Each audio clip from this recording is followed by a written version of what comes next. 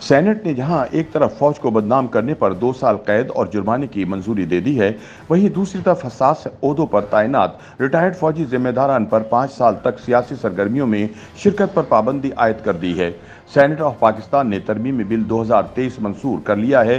اس بل کے تحت موجودہ قانون پاکستان آرمی ایکٹ 1952 میں مجموعی طور پر 18 ترمیم تجویز کی گئیں۔ بل کے تحت سرکاری حیثیت میں ملکی سلامتی اور مفاد میں حاصل معلومات کا غیر مجاز انکشاف کرنے والے شخص کو 5 سال تک سخت قید کی سزا دی جا سکے گی۔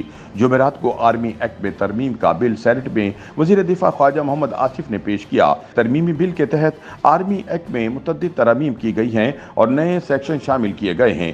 نئے قانون کے تحت کوئی بھی ایسا فرد جو سرکاری حیثیت میں غیر مجاز طریقے سے ملکی سلامتی سے متعلقہ سرکاری راز افشا کرے گا تو اسے 5 سال تک سزا دی جا سکے گی۔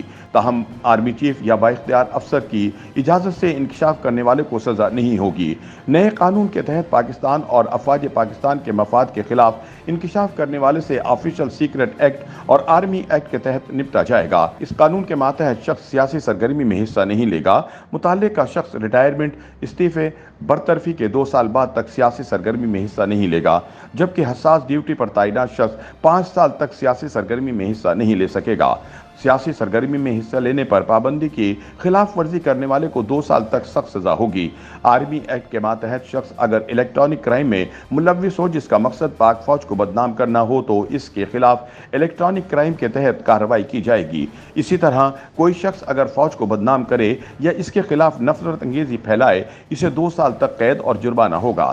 بل میں شامل کی گئی شقوں کے تحت پاک فوج متعلقہ حکام یا حکومت کی ہدایت پر طے شدہ طریقہ کار کے مطابق بالواسطہ یا بلا واسطہ طریقے سے ملک کی ترقی اور اسٹریٹجک مفاد کے لیے کام کر سکے گی۔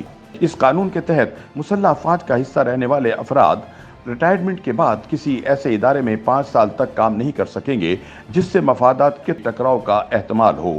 آرمی ایکٹ کے تحت شخص اگر الیکٹرانک کرائم میں ملوث ہو جس کا مقصد پاک فوج کو بدنام کرنا ہو تو اس کے خلاف الیکٹرانک کرائم کے تحت کارروائی کی جائے گی۔ آرمی ایکٹ کے تحت اگر کوئی شخص فوج کو بدنام کرے یا اس کے خلاف نفرت پھیلائے تو اسے 2 سال تک قید اور جرمانہ ہوگا۔ بل کی منظوری کے طریقہ کار پر رہنما پیپلز پارٹی اور سینیٹر رضا ربانی اور جماعت اسلامی کے سینیٹر مشتاق احمد نے اعتراض کیا۔ سینیٹر رضا ربانی نے سینٹ سے علامتی واک آؤٹ کیا۔ سینیٹر مشتاق احمد نے کہا کہ میں پہلے بھی درخواست کر چکا ہوں کہ جلد بازی میں اس طرح قانون سازی نہیں ہونی چاہیے۔ انہوں نے کہا کہ ایوان کے طریقہ کار کی خلاف ورزی نہیں کی جانی چاہیے۔ اس بل کو پہلے کمیٹی میں بھیجا جانا چاہیے تھا۔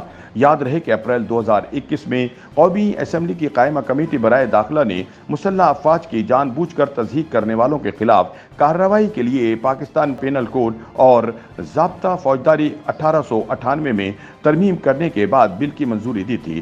بل میں کہا گیا تھا کہ جو بھی شخص اس جرم کا مرتکب ہوگا اسے 2 سال قید یا جرمانے کی سزا ہوگی، جس کی حد 5 لاکھ تک ہو سکتی ہے یا دونوں سزائیں ایک ساتھ بھی ہو سکتی ہیں۔ تحریک انصاف کے اس وقت کے رکن قومی اسمبلی امجد علی خان کی جانب سے پیش فوجداری قانون میں ترمیمی بل 2020 قومی اسمبلی کی قائمہ کمیٹی برائے داخلہ میں پیش کیا گیا تھا، جسے منظور کر لیا گیا تھا۔ YouTube پر گوگلی نیوز دیکھنے کے لیے youtube.com کی سرچ بار میں googly news T V type کریں۔ گوگلی نیوز کے پیج پر سرخ رنگ کے سبسکرپشن والے بٹن پر کلک کرنا نہ بھولیے۔ YouTube پیج پر اپلوڈ ہونے والی ویڈیوز سے باخبر رہنے کے لیے بیل آئیکن پر کلک کیجیے۔ آپ کو ہر نئی ویڈیو کے بارے میں نوٹیفیکیشن موصول ہو جائے گا۔